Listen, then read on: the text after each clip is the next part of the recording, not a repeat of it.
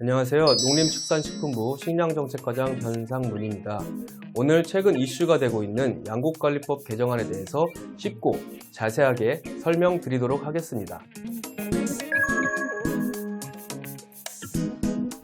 네, 쌀은 우리 국민의 주식이기 때문에 특별히 양곡관리법이라는 법령을 통해서 쌀의 안정적 수급관리라든지 쌀 산업 발전을 위한 정책을 추진하고 있습니다. 최근 많은 언론 등에서 논란이 되고 있는 양곡관리법 개정안의 핵심은 정부가 남는 쌀을 의무적으로 사게끔 하는 것입니다.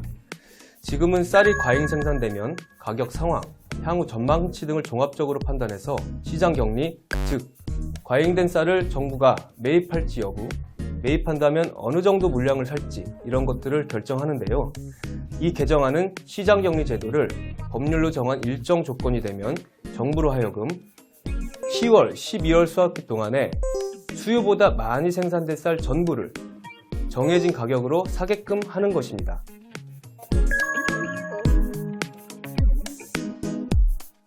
네, 시장격리 의무화는 농가에게 쌀 생산을 보다 많이 하게 하는 강력한 시그널을 주게 되고, 이로 인한 문제점은 너무나 분명하게 예상되기 때문에 정부는 강력하게 반대할 수밖에 없습니다.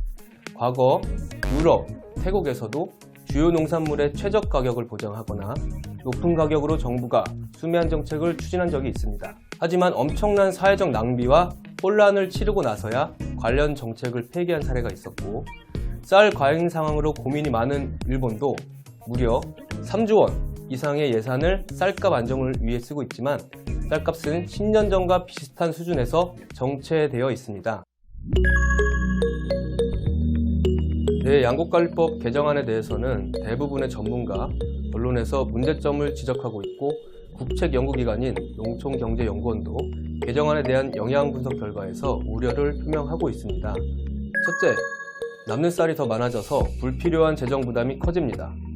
현재도 쌀은 생산량 감소에 비해 소비량 감소가 더 커서 매년 20만 톤가량 남는 상황입니다.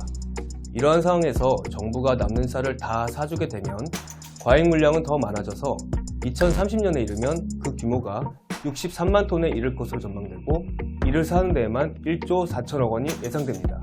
30년까지 연평균 1조 원 이상의 예산이 쓰이게 되는데요.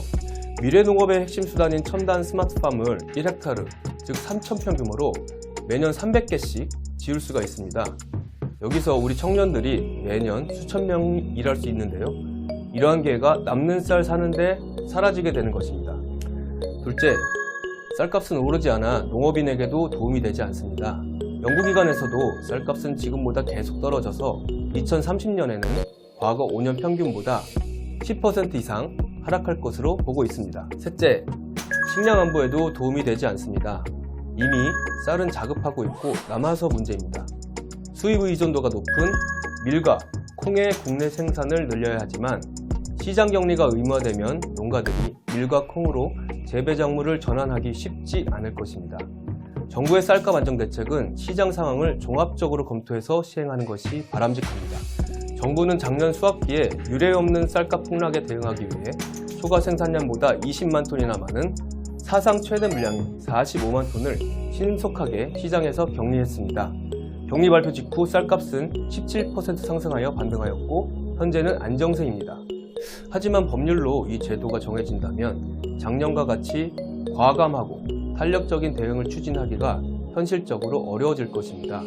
정해진 틀에서만 이루어지게 될 것입니다.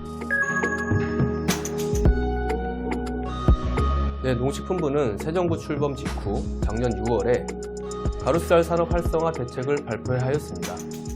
가루쌀은 벼처럼 생산할 수 있고 밀과 이모작도 가능한데, 생산되는 쌀은 우리가 아는 밥쌀이 아니라 밀처럼 바로 가루로 만들 수 있는 쌀입니다.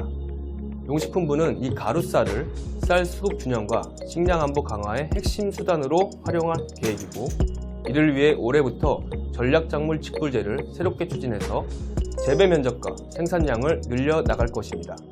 2026년에는 20만 톤까지 생산해서 과잉 물량을 해소하고, 현재 1%가 안 되는 밀 자급률도 8%까지 높일 계획입니다.